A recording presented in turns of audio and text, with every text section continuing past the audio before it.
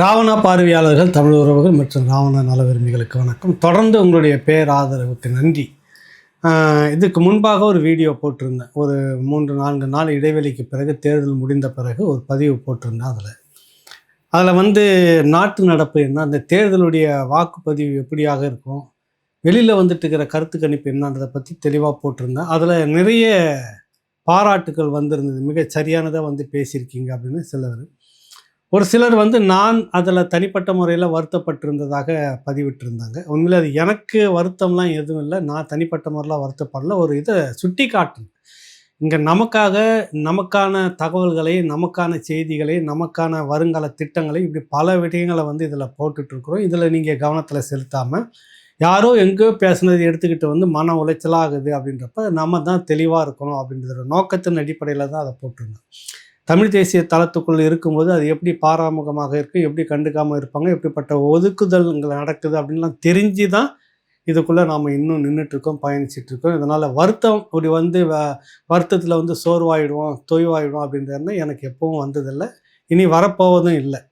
அதை சுட்டி காட்டிய 2-3 நபர்கள் அதில் இருக்காங்க. அவங்களுக்கான ஒரு பதிவாக தான் அதை போடுறேன். அந்த மாதிரி எண்ணம்லாம் வராது, எப்போவுமே சோர்வும் இருக்காது. இந்த தகவல் இப்படி இருக்கிறது ஒரு புரிதலற்ற சமூகமாக இருக்கிறோமே அப்படின்ற அந்த ஆதங்கத்தை வெளிப்படுத்துகிற அந்த பதிவு. அடுத்தது தொடர்ந்தும் கூட பார்த்திங்கன்னா, நிறைய பத்திரிகையாளர் சகோதரர்கள் எல்லாம் தெரிந்தவர்கள், அவர் பெயரை சொன்னோன்னா அது வருத்தமாகும். தெரியல, அது என்ன சொல்கிறதுன்னு தெரியல. ஒரு பத்திரிக்கையாளர் பார்க்குற நல்லா தாடி மீசை இதெல்லாம் இருந்துருந்துச்சுனாக்கா நிறைய தகவல் சொல்கிறதுலாம் நமக்கு நிறைய தகவல் தெரிஞ்சிருக்கும், அறிவு நிறைய இருக்கும் அப்படின்னு நினச்சிருவாங்களோ, நினச்சிட்டாரோன்னு தெரியல. ரொம்ப அபரீதமாக விஜய்க்கான வாக்குப்பதிவு அப்படின்ற மாதிரி பேசி முடிச்சிருக்கிறார். இன்னொரு பத்திரிகையாளர் ரொம்ப மூத்தவர், இந்த தளத்தில் மிகப்பெரிய அளவில் அவர் தான் கருத்து கணிப்பு சொல்கிறவர்னே பேர்.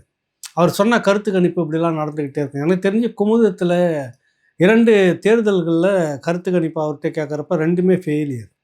இன்னும் யதார்த்தத்தை சொல்லப்போனால் தமிழ் தேசியம் மாதிரியே பேசிக்கிட்டு இருப்பார். இந்த ரைட்டில் இண்டிகேட்டர் போட்டு இடது பக்கத்தில் லெஃப்டில் கையை காட்டிக்கிட்டு நேராக போகிற மாதிரி, இந்த பக்கம் எங்கே பார்த்தாலும் சீமானை பேசிக்கிட்டே இருப்பார், இந்த பக்கம் பார்த்தீங்கன்னாக்கா விஜயை பற்றி பேசிக்கிட்டே இருப்பார், அப்புறம் நேராக அறிவாலயத்துக்குள்ளே போயிடுவார். இந்த மாதிரியான ஒரு டீம் இருக்காங்க. அதில் ஒருத்தர் பேசும்போது மூத்தவர், மதிப்புக்குரியவர் தான். இங்கே தமிழ் தேசிய தளத்தில் பேசிகிட்டு இருந்துட்டு போனவங்க தான் நான் சொல்லக்கூடிய சிலர் எல்லாருமே. அதில் அவங்க சொல்லக்கூடிய இன்னொருத்தர் சொல்லக்கூடிய பத்திரிகையாளர் கருத்து, திமுக மீது அப்படிப்பட்ட ஒரு வெறுப்பெல்லாம் யாருக்குமே இல்லை. அவருடைய பிரச்சாரம் முழுக்க முழுக்க மக்களுக்கு செய்ததை சொல்லி காட்டினார், பிரச்சாரம் பண்ணாராம் சொல்லி கேட்டு. அடுத்ததாக செய்ய போவதை அவர் சொல்லிக்கிட்டே இருந்தார். 3வது, எடப்பாடியினுடைய விமர்சனத்துக்கு கடும் பதில் சொல்லி கொண்டிருந்தார். இது அவருடைய ரொம்ப பிரமாதமாக இருந்தது. மக்கள் மத்தியில் மிகப்பெரிய அளவில் திமுகவினுடைய திட்டங்கள் போய் சேர்ந்திருப்பதை அவர் வெளிப்படையாக எடுத்து பேசி அதை சொல்லித்தான் ஓட்டு கேட்டார். அப்புறம் எதுக்கு முக்காடு போட்டுக்கிட்டு ராத்திரியில் போய் காசு கொடுக்கணும் திமுக அறிவாலயம் கும்பல்? இந்த கேள்வி இருக்குதா இல்லைங்களா? நீங்கள் செய்ததை சொல்லி ஓட்டு கேட்குற கும்பலாக இருந்ததுன்னா, ஸ்டாலின் செய்ததாக சொல்லிட்டாரு, முடிச்சுட்டு போங்க. அதோட எதுக்கு முக்காடு போட்டு நைட்டில் போயிட்டு வீட்டுக்கு வீடு காசு எதுக்கு கொடுத்துட்டு இருந்தீங்க? கொடுக்கல அப்படின்னு நீங்கள் வேணால் சாத்தியம் பண்ணுங்கள். தேர்தல் ஆணையம் சொல்லாமல் நீங்கள் சொன்னது தவறு, உங்கள் மீது வழக்கு அப்படின்னு சொல்லுங்கள். கொண்டுட்டு வரோம், பேசுவோம், ஆவணங்களை கொண்டுட்டு வரோம், பேசுவோம். ஊர் முழுக்க நிறைவே இருக்கிறது. திமுக எல்லோருக்கும் பணம் கொடுத்துருக்கிறது. வழக்கத்தை விட இந்த முறை ரொம்ப அதிகமான தொகைகளை கொடுத்துருக்குது. அப்புறம் இன்னொன்று எடப்பாடியார் அவருடைய திட்டங்கள் என்னதான் சொல்கிறதுக்கு எதுவுமே இல்லை களத்தில். ஒரு பத்திரிக்கையாளர் அதிமுகவை பிடிக்கல அது வேறு விஷயம். நான் கூட எழுதும்போது முழுக்க முழுக்க தீமான் அவருடைய கலப்பணி இதெல்லாம் சொல்லிட்டு சீமானுக்குத்தான் வாக்களிக்க வேண்டும். அப்படியே உங்களுக்கு பிடிக்கலன்னாக்கா மாற்றாக நீங்கள் அதிமுக வேணால் போயிட்டு போங்க, அந்த தீய சக்தி திரும்ப வேண்டியதில்லை. விஜய் ஒன்றும் நடக்க போகிறதில்ல, இதை தான் நான் பேசியிருந்தேன். எப்படி அதிமுகவுக்கு போடலாம், அதுக்கு ஒரு பேச்சு. அது இதில் ஒரு மாற்றாக நான் சொல்கிறேன், முழுக்க முழுக்க தமிழ் தேசியம் இது வரணும் அப்படின்னு தான் எல்லாருமே பாடுபட்டு இருக்கிறோம். ஆனால் இங்கே அவர் என்ன சொல்ல வர்றாருன்னா, அதிமுக அதுக்கு சொல்வதற்கு எதுவும் இல்லை மக்கள் மத்தியில். அதிமுக சாதித்த பல விஷயங்களை தான் இன்றைக்கி திமுக சொல்லிட்டு தெரியுது. பக்கத்தில் ஒரு இதை சேர்த்துக்கிறது, பக்கத்தில் ஒரு சும்மா சேர்த்துக்கிட்டு அது திமுக திட்டம் அப்படின்னு போட்டு இவங்க செய்தது முழுக்க முழுக்க கொள்ளை. கட்டண வீடு எப்படி இருந்தது, வியாசர் பல்லில் சாட்சி, பலன்னு இடிஞ்சு விழுந்துட்டு இருக்கிறது, ஏகப்பட்டதில் ஊழல் முறைகேடு இதாங்க நடந்துருக்குது. போதை விநியோகம் தமிழ்நாடு முழுக்க பரவலாக நடந்திருக்கு. அது என்னுடைய சகோதரர் மூத்த பத்திரிகையாளர், அவருக்கு ஏன் தெரியாமல் போச்சுன்னு தெரியல. பட்டி தொட்டிலாம் அவர் போயிருக்கிறார். நான் போயிருக்கிறேன் நிறைய கிராமங்களுக்கு, 3 முறை 3 பகுதிகளுக்கு போயிருக்கிறேன். கிராம பகுதி ஒழுக்க முதன்மை எல்லாருமே சொல்லக்கூடிய ஒரு விஷயம், என் தெருவில் உட்காந்து பிள்ளைங்க கஞ்சா அடிக்கிற அளவுக்கு வந்துட்டாங்க. எல்லார் குடும்பத்திலையும் மதுபானத்துக்கு அடிமையான கிட்டத்தட்ட சராசரி 100க்கு 70 பேர் வந்துட்டாங்க. 60% குடி நோயாளிகளாக மாறி போன குடும்பம் இருக்குது. எல்லாத்தையும் அடகு வச்சுட்டு மானத்தை இழந்து நிற்கிற குடும்பமாக இருக்குது. இதை பற்றி அந்த பத்திரிகையாளர் எதுவுமே பேசலை. ஸ்டாலின் சாதனை என்னன்னா அந்த 1000 ரூபாய் சாதனை. இந்த 1000 ரூபாய் நீங்கள் ஏற்றிட்டு கொடுக்குறதுக்கு இன்றைக்கி சொத்து வரி எவ்வளோ இருக்குது, மின்கட்டணம் எவ்வளோ ஏறிக்குது, இதை பற்றி யாருமே மக்கள் பேசி கொண்டிருக்கிறார்கள். இதெல்லாம் சாதித்ததை தான் சொல்லி ஓட்டு கட்டதா சொன்னால் திமுக ஏன் காசு கொடுக்கணும்? சாதிக்காத அதிமுக பற்றி ஏன் பயப்படணும்? திமுக ஒரு கேள்வி இருக்குது. அதிமுக விநியோகம் பண்ணியிருக்குன்னா சில தொகுதிகளில் அவங்களுடைய சக்திக்கு ஏற்ற அளவுக்கு விநியோகம் செய்திருக்கிறார்கள், நடந்திருக்கு. யோக்கியமான கட்சி அப்படின்னு சொல்லலை, கொடுத்துருக்கு. அதுவும் சில போட்டி கடுமையாக இருக்கிற பகுதிகளில் அங்கே இருக்கிற வேட்பாளருக்கு பதிலுக்கு இவங்களும் விநியோகம் பண்ணியிருக்கிறாங்க. இவங்களுக்கும் அந்த பழக்கம் இருந்திருக்கு. இதுவும் ஒரே குட்டியில் ஊர்ன மட்டும் தானே உங்களுக்கு பெருந்தலைவர் காமராஜர் சொன்ன மாதிரி. அதனால் இது அப்படித்தான் இருக்கும். அதுக்கு இது பரவாயில்லை அப்படின்னு தான் நம்ம சொல்லியிருந்தோம். ஆனால் இது வந்தாலும் வாயிலே வச்சு துப்பாக்கியால் சுடும் அதிமுக. ஆனால் எனக்கு ஒன்றும் தெரியாது, நான் டிவியை பார்த்து தான் தெரிஞ்சுக்கிறேன். டெல்லியிலேருந்து உத்தரவு அந்த மாதிரி நடந்து போச்சுன்னு அதிமுகவும் சொல்லும் எதிர்காலத்தில். அப்புறம் நாங்கள் போராடுகிறோம், வந்த உடனே நியாயத்தை பெற்று தருவோம்னு அப்போ எதிர்க்கட்சியாக இருக்கக்கூடிய திமுக சொல்லும். அது அதிகாரத்துக்கு வந்தோடனே இந்த சுட்ட அதிகாரிக்கு வாயிலேயே துப்பாக்கி வச்சு சுட்ட அதிகாரிக்கு பதவி உயர்வு தந்து கௌரவப்படுத்தும் கொண்டாடும். இதுதான் அங்கே நடந்துகிட்ருக்கு மாறி மாறி. வாங்க அடுத்தது ஒரு பத்திரிகையாளர் சொல்கிறாரு, இவங்களாம் ஒரு முக்கியமான பத்திரிகையாளர்கள். அப்படியே உட்காந்து அப்படி மோன நிலையில் உட்காந்துக்கிட்டு அப்படிலாம் ஒன்றும் இல்லை. அதெல்லாம் விஜய் முழுக்க முழுக்க சாலிடாக அடிச்சுட்டு எடுத்துகிட்டு வர்றாரு. இவங்க சொல்கிற கணக்குப்படி பார்த்தா விஜய் 40% வாக்குகளை எடுக்கணும். ஒரு தொகுதியிலும் 40% வாக்குகளை எடுத்தால் தான் அவர் ஒரு பெருந்தொகையான சட்டமன்ற தொகுதிகளை கையில் எடுத்துகிட்டு முதலமைச்சராக பதவி ஏற்க வரணும். இது சாத்தியமே இல்லைன்னு நான் கடந்த வீடியோவில் பேசியிருக்கிறேன். ஆனாலும் அவங்க சொல்லக்கூடிய வார்த்தை இப்போ இன்னைக்கு காலையிலும் அதை தான் பேசிகிட்டு இருக்கிறாங்க. தெரியாமல் பேசிகிட்டு இருக்கிறாங்களா இல்லை தெரிஞ்சு பேசிகிட்டு இருக்கிறாங்களா அப்படின்னு தெரியல. ஒரு கலா யதார்த்தம், இந்த கட்சி எவ்வளோ எடுக்கணும், அதிகமாக போனால் ஒரு 20க்குள்ளாக 15க்கு மேலே, சமயத்தில் 10க்கு மேலே கூட வரலாம். அது ஏறும் இறங்கும். இதுதான் இன்னைக்கு விஜய்க்கு இருக்கக்கூடிய நிலைமை. நிறைய பகுதிகளில் வாக்குகளே இல்லை. இன்னும் சில பகுதிகளில் அந்த பூத் ஏஜென்ட் அந்த 2 பேர் தவிர வேறு யாருமே இல்லை. சில இடங்களில் ரொம்ப அதிக பெரும்பான்மையெல்லாம் வந்தது, இல்லைன்னு மறுக்கவே இல்லை. ஆனால் அதுக்குன்னு 40% மேலே ஒரு கட்சி விஜய் மட்டுமே வாங்கிடுவார்னா அப்போ இங்கே இருக்கிற அதிமுக திமுக இத்தனை வருஷமாக அரசியல் பண்ணிக்கிட்டு இருந்தது, அவங்களுக்கான அவ்வளோ பெரிய கூட்டம், 1 கோடிக்கு மேலே தொண்டர்கள் உறுப்பினர்கள் எல்லாம் வெங்காயம் உரிச்சிக்கிட்டு இருக்காங்களான்னு தெரியல. இது ஒரு அடிப்படை அறிவு கூட இல்லாமல் இதை அவங்கெல்லாம் கத்திரிக்காய் வெட்டிக்கிட்டு இருந்தாங்க, வேடிக்கை பார்த்துட்டே இருந்தாங்க. விஜய்க்கு ஓட்டு எல்லாமே போட்டு முடிச்சுட்டுன்னு உட்காந்துட்டு இருந்தாங்க. 40% வந்துடுச்சு, ஆளுங்கட்சி ஆக போகிறார். அதை ஒட்டி திரிசக்தியார் நானும் திரிசக்தி சுந்தரராமன் ஐயா அவர்களும் நான் உட்காந்து பேசும்போது பஞ்சாயத்து கூட்டுறவுன்னு ஒரு நிகழ்ச்சியில் பேசியிருந்தோம். ஆமாம், அவர் முதலமைச்சர் ஆகிறாரு, பதவி ஏற்ப ஆஸ்திரேலியாவில் வச்சுருந்தோம் அப்படின்னு பேசியிருந்தோம். அதில் ஒரு பதிவில் த்ரிஷாவை பற்றி போட்டு படம் வச்சுருந்தோம். அதுக்கு சில சகோதரர்கள் அந்த தரப்புலேருந்து வருத்தப்பட்டாங்க. விமர்சனம் ஒரு பக்கம் இருக்குது, நீங்கள் ஏன் அதை பயன்படுத்துனீங்க, நீங்கள் இவ்வளோ மோசமாக இருப்பீங்களான்னு. அதில் ஒரு தம்பி எழுதுறாரு, அந்த டிவிக்கே தான் இன்னும் மஞ்சள் பத்திரிக்கை நடத்தலான்னு. நீங்கள் அதை படிக்கிறதுனா தாராளமாக நான் நடத்தலாம்பா அப்படின்னு சொல்லியிருந்தேன். நீங்கள் வாசிக்கிறதா இருந்தாக்கா நான் அதை நடத்தலாம், ஒன்றும் தப்பு இல்லையே அப்படின்னு. இங்கே வழியை எப்போதும் த்ரிஷாவை நான் பேசினதே இல்லை. அதுவும் அந்த பர்சனல் விஷயம், அவங்க விஷயத்தை இது வரைக்கும் ராவணால தொட்டதும் இல்லை. மற்றவங்கள அதை வச்சு பேசி பரபரப்பாக்கணும் அந்த நோக்கம் நான் என்றைக்கும் வச்சுக்கிட்டது இல்லை. நீங்கள் வழிய இளம் தலைவி த்ரிஷா வாழ்க, இளம் தலைவி த்ரிஷா வாழ்கன்னு நீங்கள் தான் சொல்லிட்டு இருக்கீங்க. அப்படி சொல்லிட்டு இருக்கிறப்ப அவரும் பார்த்தீங்கன்னா அதுக்கேற்ற மாதிரி தான் நடந்துக்கிட்டு இருக்கிறார். இப்போ ஒருவேளை இவர் வந்துட்டார்னு நீங்கள் சொல்கிற மாதிரி 40% ஓட்டு எடுத்து இவர் வந்துட்டார்னு வச்சுக்க, விஜய் முதலமைச்சராக 4ஆம் தேதி மாலை கையெழுத்து போடுறாரு ஆளுநர் மாளிகையில். அது கூட ஆஸ்திரேலியாவிலே என்னன்னு தெரியல, அங்கே போகிறதா திட்டம், அப்புறம் ரத்து பண்ணிட்டு தான் சொல்கிறாங்க, தெரியல. ஒருவேளை வந்துட்டார்னா அப்புறம் இவங்களுடைய பவர் செக்டார் எப்படி மாறும் அப்படின்னு திரிசக்தியார் விவரிச்சிருந்தார். இதுதான் அதில் நடந்தது. மற்றபடி அவங்க நம்ம தப்பாகவும் விமர்சிக்கலாம், அந்த மாதிரி எப்போவும் விமர்சிக்க போகிறதும் இல்லை. இது எப்படி நீங்கள் பேசலாம் அப்படின்னு ஒருத்தர் கண்ட மேனிக்கு பிடிச்சி சிலிம்பி வச்சுருந்தார். பார்த்தேன் நான் 2, 3 வீடியோ. அது ஏன் அவ்வளோ அவங்க அவசரம்? ஏன்னா அதுக்கு நீங்கள் இருக்கணும். நீங்கள் வந்து விஜய்க்கு ஓட்டு போட்டு விஜய்க்கு பிரச்சாரம் பண்ணிவிட்டு அங்கே உட்காந்துருக்கிறத விட்டுட்டு இளந்தலைவி த்ரிஷா வாழ்கன்னா யார் கேட்டாங்க இந்த கோஷத்தை? நாங்கள் யாருன்னா கேட்டோமா? ஊடகம் யாராவது கேட்டதா? அப்படின்ற கேள்வி இருக்குது. அதுக்காக தான் அந்த பதில்.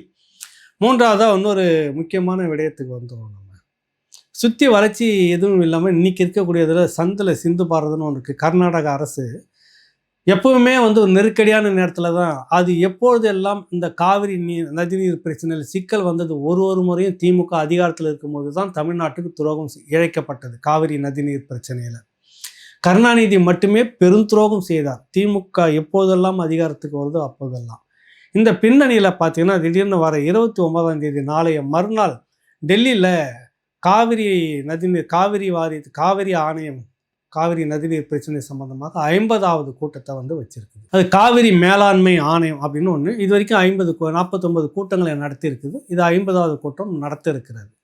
அதில் என்ன பிரதான பிரச்சனை என்னன்னா, தமிழ்நாட்டுக்கு தண்ணி தர பஞ்சாயத்து இந்த விஷயங்கள் பேசப்படுறதா இருந்தால் ஒன்றும் கவலை இல்லை, தாராளமாக அதை நடத்திட்டு போகட்டும். ஏற்கனவே அது சம்மந்தமாக தீர்ப்பு வந்துருச்சு, அரசாணையை வெளியிட்டாச்சு. அந்த அரசாணையில் வெளியில் வர்றதுக்கு செல்வி ஜெயலலிதா அவர்களுடைய பங்களிப்பு நிறைய இருக்குது. காவிரிக்காக போராடுறது இப்படி நிறைய இருக்குது. அது பெரிய நீண்ட கதை. ஆனால் துரோகம் பண்ணது திமுக எப்போதெல்லாம் அதிகாரத்தில் இருக்குதோ அப்போதெல்லாம் துரோகம். இப்போ என்ன நடந்ததுன்னா, நாளைய மறுநாள் இந்த 50வது கூட்டம் வந்து காவிரி மேலாண்மை ஆணையம் நடத்துது. அதில் வந்து கர்நாடகாவிலிருந்து மட்டும் போய் கலந்துக்க போகிறாங்க. தண்ணி பிரச்சனை மட்டும் இல்லாமல் இந்த மேகதாட்டு அணை பிரச்சனை இருக்குல்ல, ஏற்கனவே நிதியெல்லாம் ஒதுக்கிட்டோம், திட்டத்தை யாராலும் தடுக்க முடியாது, ஒரு சொட்டு தண்ணி கூட தமிழ்நாட்டுக்கு கிடையாது அப்படின்னு அங்கே இருக்கக்கூடிய துணை முதலமைச்சர் சிவகுமார் பேசியிருந்தது உங்களுக்கு ஞாபகப்படுத்தியிருப்பார் ராவணாவில். அந்த சிவகுமாரை தான் இப்போ வச்சுக்கிட்டு திமுக பிரச்சாரத்துக்கு கூட நண்பராக சுற்றிக்கிட்டு இருந்தது திமுகவினுடைய மாப்பிள்ளை குடும்பம். அந்த காங்கிரஸ் கட்சிக்கு தான் இங்கேருந்து திமுக வந்து வண்டி பிடிச்சிட்டு போய் ஸ்டாலின் ஓயாமல் பிரச்சாரம் பண்ணிட்டு வந்தார். இப்போ இந்த நேரத்தில் என்னன்னா, புதுச்சேரியில் தேர்தல், அங்கே வந்து நிரந்தர அரசில் காபந்து அரசு தான் இருக்குது. தமிழ்நாட்டில் தேர்தல், தமிழ்நாட்டிலையும் இப்போ ஸ்டாலின் முதலமைச்சர்னா காபந்து முதலமைச்சர் தான், தேர்தல் ஆணையத்தின் கீழே இவங்கெல்லாம் இருக்கிறாங்க. கேரளாவிலையும் இப்பொழுது நிரந்தர முதலமைச்சர் கிடையாது, கேரளாவிலையும் காபந்து முதலமைச்சர், அங்கேயும் தேர்தல் நடக்குது. அங்கே காவிரி பிரச்சனையில் யாராருக்கெல்லாம் பங்கு பஞ்சாயத்து இருக்குது அப்படின்னா இந்த 4 மாநிலத்தில் இருக்குது. கர்நாடகா, தமிழ்நாடு, கேரளா, பாண்டிச்சேரி. இந்த 4 மாநிலமும் இதில் தண்ணி பஞ்சாயத்தில் இவங்களுக்கு இருக்குது. 4 பேரும் சம்மந்தப்பட்ட பாத்தியதாரர்கள். ஒருத்தர் மட்டும் அந்த கூட்டத்தில் கலந்துக்கிற மாதிரி மீதி 3 பேரும் அதிகாரி தரப்பில் கலந்துட்டு வரப்போ வழக்கம் போல் இந்த திமுக அரசு துரோகம் செய்துட்டு வந்ததுன்னா என்ன, நாங்கள் அதிகாரத்தில் இருக்கும்போது நடக்கவில்லை காவிரி மேலாண்மை ஆணையம் அந்த கூட்டம், நாங்கள் இருக்கும்போது அதிகாரத்தில் நடக்கவில்லை, அது காபந்து அரசு இருக்கும்போது நடந்தது, துறைமுகம் ஒரு வாரத்தில் சொல்லிட்டு போயிடுவார். ஒரு முறையும் அப்படி தானே சொல்லிட்டு இருக்கிறாங்க. அவங்க தடுத்துக்கிட்டு இருக்கும்போதே 2 அணைகள் கட்டப்பட்டிருக்குது காவிரிக்கு குறுக்க. அதுபோல் இப்போ மேகதாட்டு அணையும் கட்டப்படலாம். இது மருத்துவர் அன்புமணி ராமதாஸ் வந்து உடனடியாக எதிர்த்து இதுக்கு ஒரு அறிக்கை கொடுத்துருக்கிறாரு. இது வந்து ஏற்புடையதல்ல, 4 மாநிலம் சம்மந்தப்பட்டது, 3 மாநிலத்தில் நிரந்தர முதலமைச்சர்கள் இல்லை, அதனால் கூட்டத்தை ஒத்தி போடணும், அப்படியே நடத்துறதா இருந்தாலும் இந்த மேகதாட்டு அணை இந்த விவகாரத்தை எடுக்கக்கூடாது அப்படின்றத தெரிவிச்சுக்கிறாரு. நாம் தமிழர் கட்சி வெளிப்படையாக தெரிவித்து வச்சுக்கு, அதிமுகவும் இந்த விஷயத்தில் வெளிப்படையாக பேசுன்னு நான் நினைக்கிறேன். திமுகவில் வெற்றி பெற்ற அத்தனை பேரும் நாடாளுமன்ற உறுப்பினர், திமுக காங்கிரஸ், இந்த காங்கிரஸ் இதில் இந்த நேரத்தில் என்ன முடிவெடுத்து தமிழ்நாட்டுக்காக பேசணுமா பேசக்கூடாதா? தமிழ்நாட்டைச் சேர்ந்த காங்கிரஸ் திமுக எம்பிகள் மொத்தம் இருக்கிற 39 பேரும், பாண்டிச்சேரி சேர்த்து 40 பேரும் டெல்லியில் இது விஷயமாக ஒரு பெரிய எச்சரிக்கை எதிர்ப்பு குரலை வெளிப்படுத்துவார்களா இல்லையா? ஒரு சொட்டு தண்ணியும் தரமாட்டேன்னு கர்நாடகா காங்கிரஸ் சொல்லும்போது, தமிழ்நாட்டில் இருக்கக்கூட நல்ல ரத்தம் ஓடக்கூடிய காங்கிரஸ் இங்கே வீதியில் இறங்கி போராடணுமா இல்லையா? இந்த தண்டத்தை தான் தோல் மேலே தூக்கின்னு திமுக சுமந்துட்டு இருக்குது ஒரு தேர்தலையும். இந்த துரோகியை தான் ஒரு முறையும் தோலில் தூக்கின்னு சுமந்தது. எப்போதெல்லாம் நமக்கு துரோகம் ஆயிடுச்சுன்னா இந்த காங்கிரஸ் பேர் இயக்கம் மேலே இருந்துக்கிட்டு துரோகம் பண்ணிட்டு, இதில் காங்கிரஸ் கட்சியில் நல்லவங்க இருக்கிறாங்கன்னா சில திருச்சி வேலுசாமி அவர் மேலே நிறைய விமர்சனங்கள் எனக்கு ஒரு விஷயத்தில் அந்த தமிழ் தேசிய தளத்தில் இருக்குது ஒழிய மற்ற விஷயத்தில் இல்லை. இது இந்த எல்லா துரோகத்தையும் சொல்லி அவர் தான் சொல்லி வெளியில் சொல்கிறாரு. திமுக செய்த துரோகம், இதுக்கு முன்னாடி காங்கிரஸ் செய்த துரோகம் எல்லாத்தையும். இன்றைக்கி இருக்கிற இந்த காங்கிரஸ் ஆட்கள் இது விஷயமாக என்ன பேசுகிறாங்க, என்ன பேசுவாங்க? கர்நாடக முதலமைச்சர் தண்ணி ஒரு சொட்டு கொண்டு இல்லை மேகதாட்டு அணை கட்டியே தீர்வுன்றப்ப இங்கே இருக்கக்கூடிய காங்கிரஸ் எம்பிகள் என்ன பேசணும், கம்யூனிஸ்டுகள் என்ன பேசணும்? அங்கே எல்லாருமே ஒன்றா இருக்கிறாங்க. இங்கே எப்போ பாரு சீமானை பிடிச்சின்னு தொங்குறதே உங்களுக்கு பொழப்பா போச்சு திமுகவுக்கு. இப்பவும் பாரு அந்த சீமான்ன்ற முகத்தை காட்டிட்டு தான் இதெல்லாம் மூடி மறைச்சிட்டு அப்படியே ஓடு, அந்த பக்கம் ஓடு, அந்த பக்கம் ஓடு. சீமான் அவர் வந்து இந்துத்துவா பி டீம். உண்மையிலே சொல்லப்போனால் தேர்தல் முடிஞ்ச உடனே கிட்டத்தட்ட முடிவு தெரிஞ்சு போச்சு திமுகவுக்கு. நாம் இந்த முறை கிடையாதுன்னு தெரிஞ்சு போச்சு.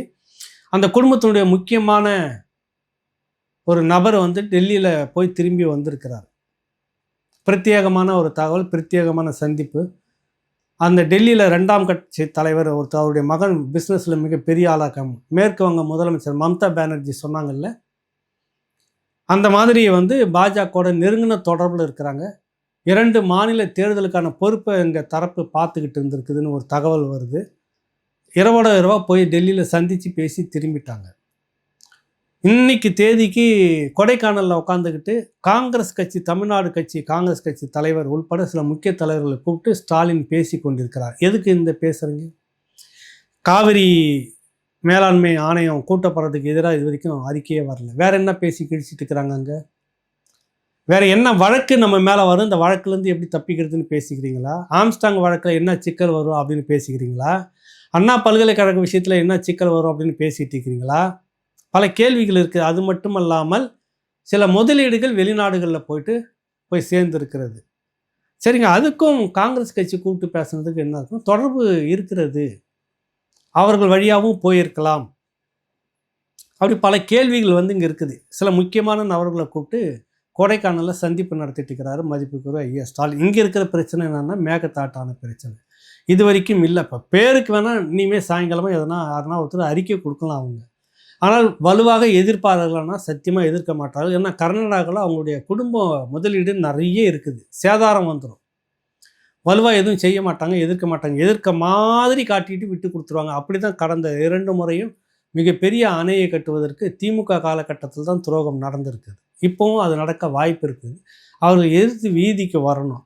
இதெல்லாம் எதிர்த்து பேசுறதை விட்டுட்டு அவங்க கொடைக்கானலில் உட்காந்துட்டு எது விஷயமாக பேசிக்கணும். ஒரு பக்கம் டெல்லி சந்திப்பு ரகசியமாக நடந்து முடிக்குது இரவோடு இரவாக. ஊரில் போகிறவன வரவனெல்லாம் பி டீம், பாஜக பி டீம்னு சொல்லிட்டு இந்த கோஷ்டியே பாஜக பின்னாடி தான், முந்தானிக்கு பின்னாடி மறைஞ்சிக்கிட்டு இருக்குன்னு இப்போ தான் தெரிய வருது. இது வரைக்கும் பாரதிய ஜனதா கட்சி இவர்கள் மீது ஒரு நடவடிக்கையும் எடுக்கலை. இனிமேலும் எடுக்குமா அப்படின்னு தெரியல. இந்த லட்சணத்தில் இவங்க வந்து பக்காவாக பாஜகவுடைய பி டீமில் முந்தானைக்கு பின்னாடி இருந்துகிட்டு இருக்கிற நிலையில் இந்த நெருக்கடி நேரத்தில் இதை பற்றி பேசாமல் எதற்காக கொடைக்கானலில் பிரத்யேக சந்திப்பு சிலதெல்லாம் நடந்திருக்கு அப்படின்ற கேள்வி இருக்குது. வெளிநாட்டு முதலீடுகளில் எப்படி கொண்டுட்டு போகணும், எங்கே நகர்த்தணும், வேறு என்ன சிக்கல் வரும், வழக்கு எப்படி வரும், வழக்கு வந்தால் சந்திக்கிறது எப்படி அப்படின்னு. இடையில இவர் ஒன்று சொன்னார், நம்ம எடப்பாடி பழனிசாமி அவர்கள். அதிகாரத்துக்கு வந்தோன்னா ஒரு விசாரணை கட்டாயம் நடக்கும், அண்ணா பல்கலைக்கழக மாணவி விடயமா அந்த சாறு களி கட்டாயம் திம்பாருன்னுவாங்க. அந்த விஷயமும் பயத்தில் ஏதாவது மீட்டிங் நடத்துகிறீங்களா? ஒன்றும் தெரியல. சம்மந்தப்பட்ட குற்றவாளி திடீர்னு பார்த்தாக்கா லைட் ஆஃப் பண்ணிவிட்டு 5 பேர் சேர்ந்து கொடூரமாக தாக்கி அடித்து பண்ணியிருக்காங்க. அவர் குற்றவாளி தான், குற்றவாளி இருந்தாலும் ஞானசேகரன் மன்னிக்க முடியாத நபர். அதெல்லாம் நியாயமான விஷயந்தான். ஆனால் தண்டனை கொடுக்கறதுக்கு சிறைத்துறை அதிகாரிகள் யார் அப்படின்ற கேள்வி இருக்குது இல்லை? இப்போ இது எல்லாம் வந்து கொடைக்கானலில் உட்காந்துக்கிட்டு டிஸ்கஸ் பண்ணிட்டு இருக்கிறாங்கன்ற பெரிய கேள்வி இருக்குது. நாட்டில் இவ்வளோ பிரச்சனை இருக்குது, அங்கே உட்காந்து இந்த விஷயத்தை எதுக்கு பேசிகிட்டு இருக்கிறீங்க? ஆனால் இந்த ஊடகங்கள் மட்டும் இங்கே பார்த்தீங்கன்னா ஒரே ஒப்பாரி, ஒரே கூப்பாரு. ஒரு பக்கம் என்னடான்னா விஜய் தான் வந்து உட்கார போகிறாரு, கிரீடம் தலையில் சுமக்க போகிறாரு, 4ஆம் தேதி சாயங்காலம் 5 மணிக்கெலாம் வந்து கையெழுத்து போட்டு முடிச்சிருவாருன்னு ஒரு குரூப்பு உட்காந்துட்டு பக்கமாக வாசிக்குது. இன்னொரு குரூப்பை உட்காந்து திமுக மீதான அந்த டேமேஜ், எதிர்ப்பு இருக்குல்ல, கடுப்பு இருக்குது, கோபம் இருக்குதுன்னு சொல்லுவாங்கள்ல, அதை வந்து தணிக்கிற விதமாக ஒரு குரூப்பு பேசிகிட்டு இருக்குது. அதில் முக்கியமாக வந்து தம்பி சகோதரர் செந்தில், அவர் நான் இது வரைக்கும் பேசுனதே இல்லை. நேற்று எனக்கு ஆதங்கனால ஒரு ஆதங்கம். டிவிக்கு ஓட்டு போட்ட அந்த ஐடியில் படித்தவங்க டிவிக்கு ஓட்டு போட்டாங்கன்ற கடுப்பில் தட்டில் சோறு போட்டு சாப்பிட்றீங்களா இல்லையான்னு கேட்காத மாதிரி சோறு போட்டு சாப்பிட்றீங்களா, அதுக்கு காரணமே திமுக, கருணாநிதி தான், கலைஞர் தான். அமெரிக்காவில் சில பேர் கிரீன் கார்டுலாம் வாங்கிட்டு உட்காந்துக்கிறீங்களா, கிரீன் கார்டு, அதுக்கு காரணமே கருணாநிதி தான். என்னன்றேன், எனக்கு உங்களுக்கு நீ எப்படி கருணாநிதி ஒட்டி தனியாக இருக்குதோ அந்த மாதிரி டிவிகேவுக்குன்னு அவங்க ரசிகர்கள் இருக்காங்க, அவங்க தொண்டர்கள் இருக்காங்க, அவங்களுக்கு அவரை பிடிச்சிருக்குது. நீங்கள் 1000 விமர்சனங்கள், நான் கூட விமர்சனங்கள் வைக்கிறேன் டிவிகே மேலே, விஜய் மேலே, அது வேறு விஷயம். அவங்க தலைவரை பிடிச்சிருக்குது, ஓட்டு போட்டிருக்காங்க, அது மேலே விமர்சனம் வை, அது வேறு விஷயம். ஆனால் நீ வந்து அவன் சாப்பிட்ற சோறே வந்து கருணாநிதி போட்டது, திமுக போட்டது, திமுக இல்லைன்னா திமுக இல்லைன்னாக்கா செந்தில்வேல் நீங்கள் இல்லை. திமுக இல்லைன்னா ஒட்டு தின்னு இல்லை. ஒட்டு தின்னுனா உங்களுக்கு வாழ்க்கை இல்லை. என்ன பிரச்சனை உங்களுக்கு? ஐடிஐயில் வேலை செஞ்சோம் அத்தனை பேரும் முட்டாளா? இல்லை அத்தனை பேருக்கும் கருணாநிதி தான் நேராக அப்பாயின்மெண்ட் ஆர்டர் போட்டு கொடுத்தாரா? கணினி எப்போ வந்தது? சந்திரன் ராஜா மிக தெளிவான ஒரு பதிவு போட்டிருந்தார். அவரை போல் நிறைய பேர் எழுதியிருந்தாங்க. அதில் முதன்மையாக அவர் எழுதியிருந்தார். 1978 கணினி பழக்க வழக்கங்க வந்திருக்குது. எம்ஜிஆர் அவர்கள் 90 இருந்தபோதே கணினி பாடத்திட்டங்கள்லாம் கொண்டு வந்துட்டாங்க. கணினி பரவலாக்கப்பட்டிருக்கு. செல்வி ஜெயலலிதா அவர்கள் வந்த காலகட்டத்தில் கணினி இன்னும் வேகப்படுத்தியிருக்குது. தயாநிதி மாறன் ஒருத்தர் இருக்கிறார்ல, கருணாநிதியினுடைய அக்கா மகன் முரசொலி மாறனுடைய மகன். அவர் திமுகவுக்காக செக்கு இழுக்கலை, எந்த மிஸ்ஸாவில் அதுன்னு சொல்லிக்கிறாங்களா அந்த மாதிரி எதுவும் சிறைக்கு போல, செக்கு இழுக்கலை, ஒரு அடித்துடியும் படல. பிராய்லர் கோழி மாதிரி அப்படியே வளர்ந்து டிவி நிர்வாகத்தை பார்த்துருந்த கும்பல். அந்த கும்பல் திடீர்னு கருணாநிதி கூப்பிட்டு மந்திரி பதவி நிட்டார். என்ன உருப்படியாக செஞ்சதுன்னா ஒன்றும் இல்லை, இந்த டைட்டில் பார்க் ஒன்று கொண்டு வந்தது. இது கோழியை என்னையா செந்தில், என்ன தம்பி நீங்கள் வந்து இதெல்லாம் பேசிக்கிட்டு நாங்கள் தான் கொண்டு வந்தோம் அப்பான்னு. அந்த நேரத்தில் அந்த மந்திரி பதவியை உட்காந்துட்டு கேபிள் கனெக்ஷனில் எடுத்துகிட்டு பிஎஸ்என்எல்ல சன் டிவி நெட்வொர்க் நடத்துல கேஸ் இன்றைக்கும் ஓடிட்டுருக்கு. எத்தனை லட்சம் கோடி அதில் இழப்ப. அந்த கேஸ் இன்ன வரைக்கும் என்ன ஆச்சுன்னு தெரியல. இதுதான் சாத்தியப்படுத்தினது. அப்போ மற்றபடி இந்த டைட்டில் பார்க்குறது நாடு முழுக்க வந்துட்டு இருக்குது. முடி வளர்றதில்ல, இந்த முடி அந்த மாதிரி எல்லா இடத்துலையும் வளர்ச்சி இருந்துக்கிட்டே தான் இருக்கும் எல்லா நாட்டிலையும். அது நாங்கள் வந்ததில் தான் வந்துச்சு. சரி, இன்றைக்கி கணினியில் முன்னணியாக இருக்கிறது வந்து ஆந்திரா, ஹைதராபாத், தெலுங்கானா. இப்போ இந்தியாவிலே முதன்மை மாநிலம். அங்கே எந்த கருணாநிதி போய் முன்னேற்றினார்? அதுக்கு அடுத்தது இப்போ ஐடி வேர்ல்டில் 2வது இடத்துல இருக்குது கர்நாடகம். அங்கே எந்த கருணாநிதி போய் முன்னேற்றினார்? இந்த கூகுளெலாம் அந்த மெயில் அனுப்புறதை கண்டுபிடிச்ச அவர் கூகுள் சுந்தர் பிச்சைன்னு நினைக்கிறார். அவர் படிக்கும்போது எந்த கருணாநிதி எங்கே சேர்த்து விட்டு எப்படி படித்தாரா? புரியவே இல்லையே. எல்லாம் முன்னாடியே படிச்சுட்டாங்கப்பா. படிச்சுட்டு வெளியில் வந்துட்டாங்க. என்ன ஒன்று நீங்கள் உருட்டிக்கிட்டு எல்லாத்துக்கும் கருணாநிதி. அண்ணா பல்கலைக்கழகன்றது எம்ஜிஆர் பல்கலைக்கழகங்களில் நிறைய எம்ஜிஆர் காலகட்டத்தில் கொண்டு வந்தாச்சு. அதில் போய் எதனா ஒரு திட்டத்தை சேர்த்து அண்ணா பல்கலைக்கழகம் கீழே ஒரு கல்வெட்டு வச்சிருது. கோயம்பேடு வந்து உங்களுக்கு வந்து வச்சு யாராவது திறந்து விட்டாங்கன்னா செல்வி ஜெயலலிதா பக்கத்தில் போய் ஒன்று வச்சுட்டு ஒரு கல்வெட்டு திறந்து வச்சுட்டு வந்தது. இவர் ஆட்சிக்கு வந்த உடனே எம்ஜிஆர் செல்வி ஜெயலலிதா காலகட்டத்தில் வந்து சத்துணவு திட்டத்தை போட்டு விரிவாக்கம் பண்ணி கொண்டு வந்தால் முட்டையை ஒன்று சேர்த்துட்டு கூட முட்டையை போட்டு இவர் தான் புதுசாக பிதாமகன் கொண்டு வந்தது நாங்கள் தான்.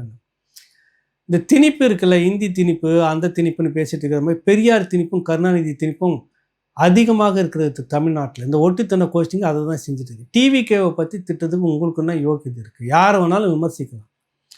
குறிப்பாக நீங்கள் ஒட்டுத்தன கோஷ்டிங்க போய் டிவிகேவை டிவிகேவில் கிட்டத்தட்ட எல்லாமே படித்த பிள்ளைங்க தான் அந்த பக்கம் ஓட்டு போட்டிருக்காங்க. அது வருத்தம் எங்களை போன்றவர்களுக்கு. அடுத்த ஒரு காலகட்டத்தில் அவங்களுக்கு ஒரு தெளிவு வரும், ஒரு அரசியல் புரிதல் வரும். அன்றைக்கி அவங்க யோசிப்பாங்க, எதை நோக்கி நகரணுமே நகருவாங்க.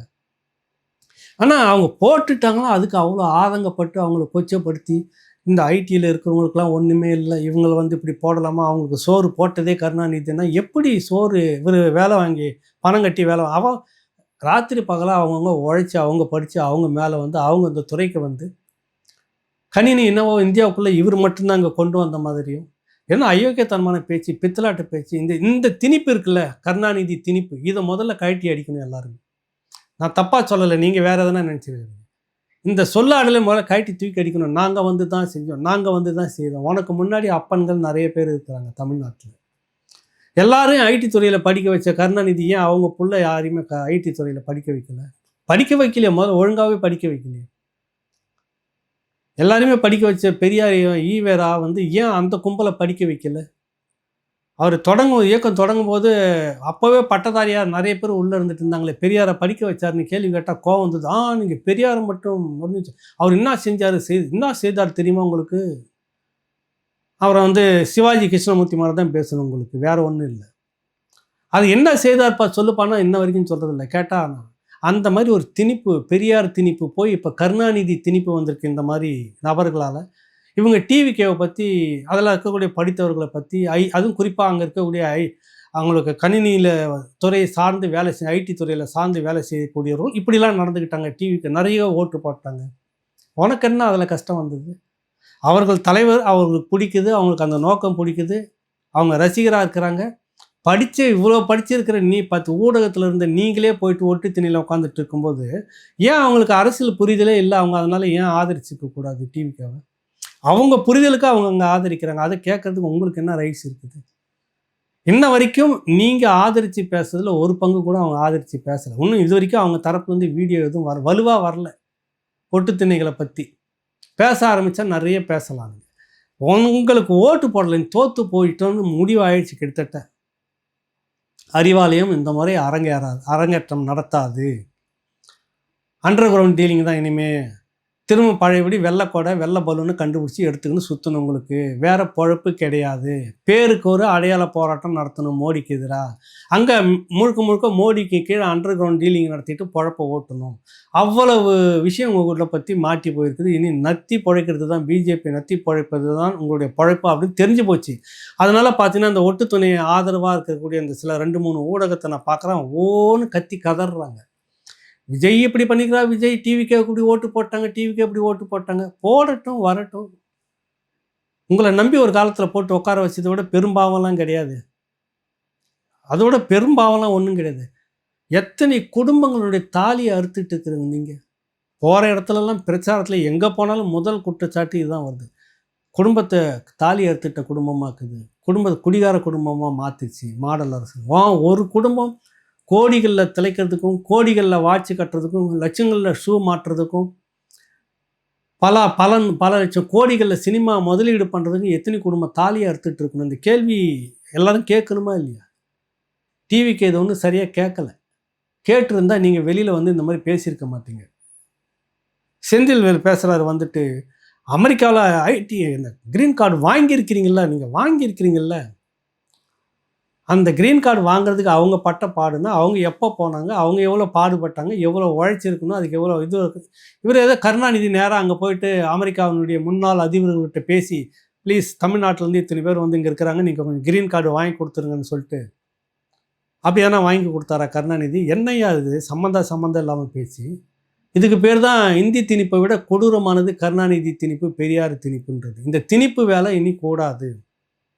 வரட்டும், அவங்க அரசியலுக்கு வரட்டும். நான் ஏற்கனவே சொல்லியிருக்கிறேன், வரட்டும், சரியானதோடு வரட்டும், தற்கொலைகளாக மாறிடக்கூடாது அப்படின்னு தான் நம்ம பேசிகிட்டு இருக்கிறோம். வந்து ஓட்டு போட்டுட்டாங்கன்றதுல ஏன் உங்களுக்கு அவ்வளோ ஆதங்கன்னா, நீங்கள் வந்து வரமாட்டீங்கன்றது தெரிஞ்சு போச்சு, அதனால் கத்துறீங்க. அதான் விஷயம். டிவிகேவை பற்றி யார் வேணாலும் விமர்சிக்கலாம், எங்களை போன்றவர்கள் விமர்சிக்கலாம். நீங்கள் விமர்சிக்கிறதுக்கு அருகதையே கிடையாது. அதான் விஷயம். அது நீங்கள் மட்டும் நான் தமிழ் தேசியத்துக்கு மட்டும் இல்லையானா, நான் நாளைக்கே சீமானை விமர்சிப்பேன், நாம் தமிழரை விமர்சிப்பேன். எனக்கு அந்த யோகியதை இருக்குது, நாங்கள் செய்வோம். உங்களை மாதிரி ஒட்டுத்தனை தான் வாழ்க்கை அப்படின்னு நடத்திக்கிட்டு பாருங்க. கரெக்டாக 4-5 வருஷம், இந்த கடைசியாக 3 வருஷம் வந்து சீமானை மட்டுமே பேசி இந்த திராவிட கும்பல், திராவிட மாடல் அப்படியே ஒப்பேற்றிக்கிட்டு மோடியை எந்த இடத்துக்கும் எதிர்க்கவே இல்லை. மோடியினுடைய எல்லா திட்டத்துக்கும் இவங்க தான். இப்போ வந்து டேட்டா சென்டர் வந்து இங்கே வரப்படுறதா ஒரு திட்டம், அதுவும் மாப்பிள்ளைகிட்ட தான் அங்கே ஒப்படைக்கிறது. அந்த யார் எங்கள் டெல்லியில் அதுக்கு பொறுப்புன்னா அம்பானி அதானி முதலாளிகள் அப்படின்னு. அது ஒன்றும் அரசு பொருளாக்கு முடிவு வரல. இனிமேல் தான் சந்தைக்கு அது வரணும். அதை பற்றி இனிமேல் பேசுவாங்க யாராவது நினைக்கிறேன். இவ்வளவும் அண்டர் கிரவுண்டில் நடந்துகிட்ருக்கு. நீங்கள் அந்த பாஜக ஒட்டு திணை, பாஜகனுடைய கேர் ஆஃப் அட்ரஸ் போட்டு ஒட்டு திணை வச்சுங்கிற அறிவாலய கும்பல் நீங்கள் வந்து இன்னொரு கட்சியை பற்றி பேசுகிறீங்க. இது எந்த விதத்தில் நியாயம்னு எனக்கு தெரியல. அதனால் முதல்ல நீங்கள் அடக்கி வாசிங்க, அடுத்தவனை குறை சொல்லிகிட்டு இருக்காதிங்க. பேசுறதுன்னா நிறைய பேசலாம். எங்கெங்கேயோ போயிட்டு அவங்க உழைச்சி வாங்குறதுக்கெல்லாம், வாழ்ந்துட்டு இருக்கிறதுக்கெல்லாம் காரணம் கருணாநிதி தான் வாங்கி கொடுத்தார். அந்த படிப்பை அவர் தான் படிக்க வச்சார். அவர் தான் ஜார்ஜ் புஷ்கிட்ட பேசி, அதுக்கு முன்னாள் அதிபர்கள்ட்ட வரைக்கும் பேசி க்ரீன் கார்டை வாங்கி கொடுத்தாரு. இதெல்லாம் ஓட்டாதீங்க. இந்த கருணாநிதி திணிப்பு வேணாம். அது நல்லதல்ல, நாட்டுக்கும் நல்லதில்லை, வீட்டுக்கும் நல்லதில்லை, பெருங்கேடு அப்படின்னு நம்ம சொல்ல வரோம். மீண்டும் ஒரு நிகழ்ச்சியில் சந்திப்போம். நன்றி, வணக்கம்.